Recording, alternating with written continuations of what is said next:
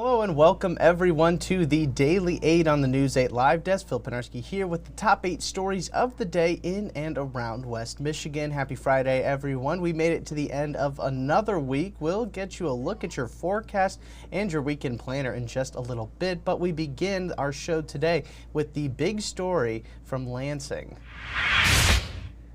It's another update from the Michigan legislature, and it involves not only the tipped wages bill, which we discussed yesterday on the Daily 8, but also a new paid sick time bill. The bills passed just before 11 p.m. last night as lawmakers in the House and Senate worked to compromise on a deal. House Bill 4002 passed by a vote of 26 to 10 and blocks a 2018 ballot initiative for paid sick time that would require some small businesses to give their employees at least 40 hours of sick time. Senate Bill 8, which deals with tipped wages for restaurant workers and bartenders, also passed, which would also make the minimum wage in the state of Michigan $15 an hour by 2027. Both bills now head to Governor Gretchen Whitmer's desk for her signature.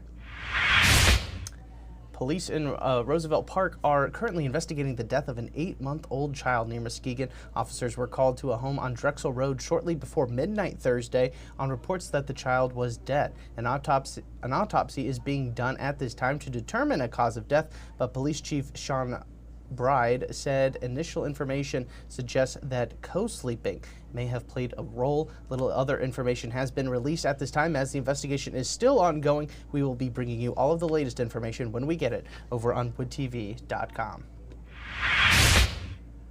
A middle school teacher in Coldwater has been charged with eavesdropping after authorities say he hid recording devices around his home. 57-year-old Keith Johnson was arraigned Thursday in Calhoun County on 4 felony charges. Court documents show that a person who had been living in the home discovered the cameras disguised as cell phone plugs in her bedroom and a shared bedroom. She says the cameras were pointed at her bed and toward the shower. Johnson was arrested on Tuesday and was placed in jail on a $4,000 bond. He was a teacher within the Coldwater Community Schools District. The superintendent of that district says that Johnson has been placed on leave at this time. Johnson is expected to be back in court for hearings on February 28th and March 6th.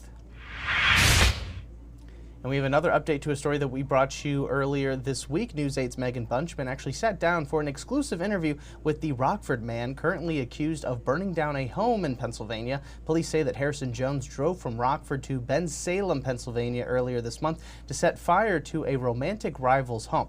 Now, Jones, in his interview from jail Thursday, said that he was innocent and that he never set the home on fire. Jones also spoke about a mysterious group of people who forced him to do things, but Jones says that he couldn't talk about much more at this time. Jones is currently awaiting extradition back to Pennsylvania, where he faces 13 felony charges for the fire. You can find that full interview with Jones and our very own Megan Bunchman right now over on woodtv.com. Let's switch gears now and get you a look towards the weekend. Plenty of fun is to be had all over West Michigan these next few days, and you can actually check out some of the best events inside this week's weekend planner. The Griffins and the Gold are back in action at Van Andel Arena. You can check out some awesome hockey tonight as well as Sunday, and in between those two games, let's go see the Gold take on the Delaware Blue Coats. That game is set for Saturday. Grand Rapids Ballet is also showcasing their production of Peter Pan at DeVos Performance Hall alongside the Grand Rapids Symphony. Some actual pixie dust will actually be in the air for that one as the cast will be flying around on stage. And don't forget about World of Winter. It's still going strong, and that includes one of the favorite events of the season. Human Hungry Hungry Hippos is back, and it makes its return to Rosa Parks Circle this Sunday. Still plenty of time to sign up a team and compete in that. The full weekend planner, of course, can be found right now over on woodtv.com.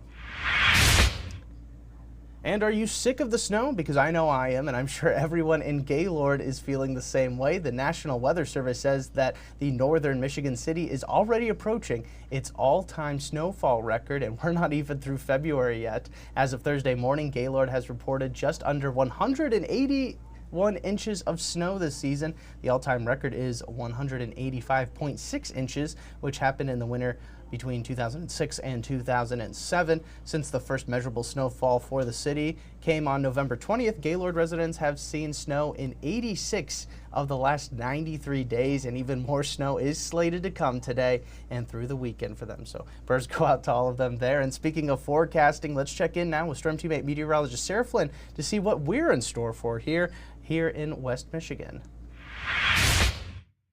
Happy Friday, West Michigan. A quiet stretch of weather that we have, and that starts today. Some sunshine working in still on the cooler side of things with highs in the upper 20s. But again, quiet conditions. Those winds will come from the west today at about 5 to 10 miles per hour, eventually turning to the south.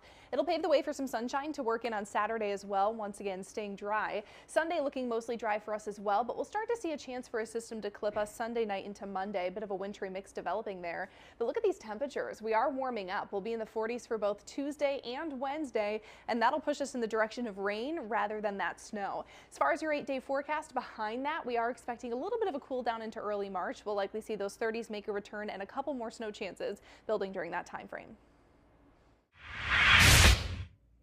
All right, thank you, Sarah. And in case you missed it this morning, Tulip Time 2025 has officially named a winner of its annual poster contest. Andrew Snyder's Blooms on Parade was selected out of nearly 100 different pieces and will be featured throughout the festival on merchandise, signage, and even a specialty beer. Snyder and Tulip Time Executive Director Gwen Auerda joined me on the live desk this morning to discuss the honor and also what's in store for this year's festival, which begins, of course, on May 2nd.